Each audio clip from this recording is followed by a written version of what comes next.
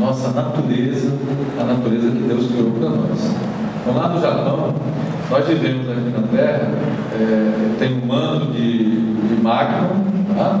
É um material muito quente, rocha derretida, e em cima dela flutuam os continentes, ou placas, né?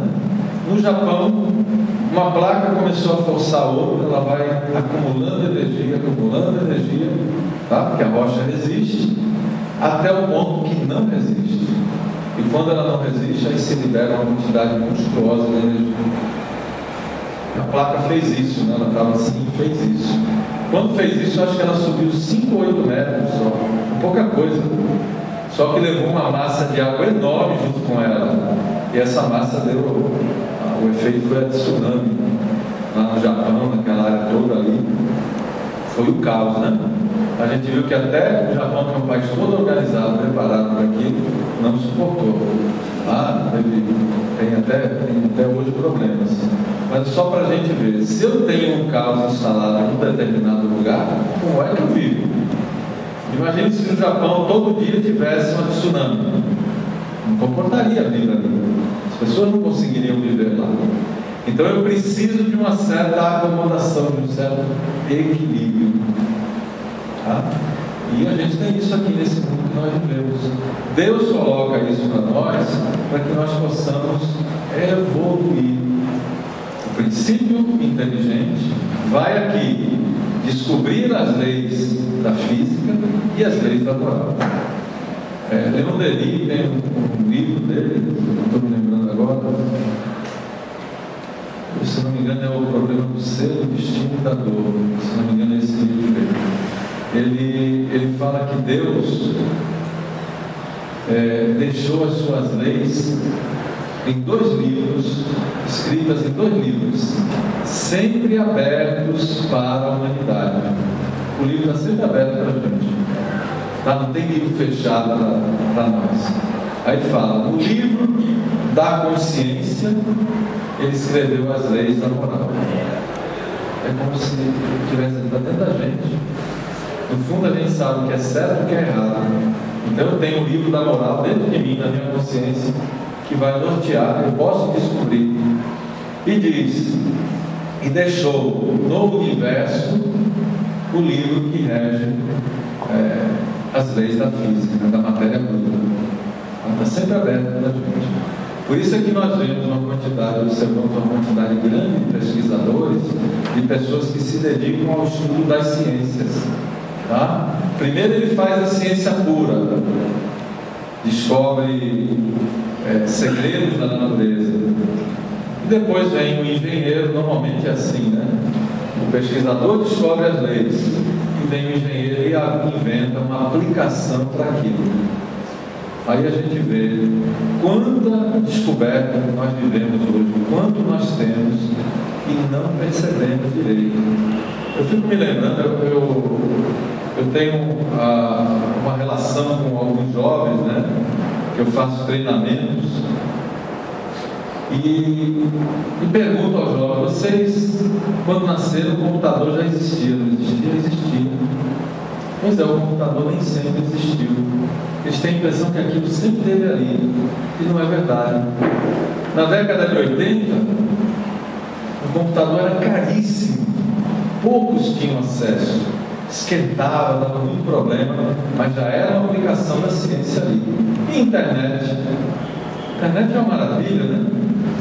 Eu coloco lá, escrevo qualquer coisa, uma palavra qualquer, e aparece 1 milhão de resultados para que eu possa escolher o melhor para mim, aquilo que define melhor o que eu busco, não é? Um endereço, obviamente isso é para o bem e para o mal, né? Dá a impressão que sempre esteve ali. O pessoal está comemorando 20 anos de internet. Quando foi o que eu estava lendo hoje, que parece que são 20 anos de internet, foi comemorado hoje, foi quando entrou a primeira página no ar. Então, provavelmente em 2001, né? Eu, quando tive acesso à internet, em 2002, me apresentaram, eu falei, por que eu quero isso aí? Isso não me serve de nada. Tá? Não me servia mesmo, não tinha nada para a gente fazer. Não é? Hoje eu não vivo sem ela.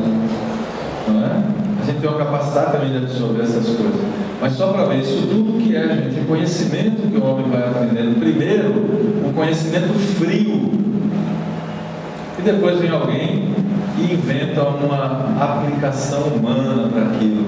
Você escreve uma doença e descobre como cuidar, né? Existem sites que ensinam terrorismo, a montar uma bomba, outros sites ensinam a cura, outros ensinam tecnologia simples para países pobres, né?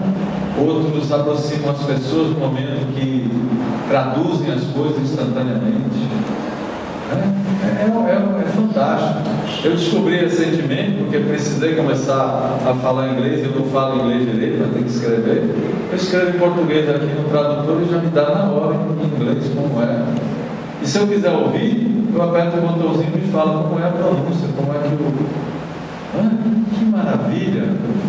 Isso é o que, gente? É o uso da natureza. Eu estou descobrindo, o homem está descobrindo como funcionam determinadas leis e começando a usar a seu favor. Mas o melhor disso tudo é que eu começo, à medida que eu, pessoalmente, que nós particularmente, cada um de nós, começamos a conhecer essas leis, nós temos a capacidade de mudar o nosso entendimento de Deus.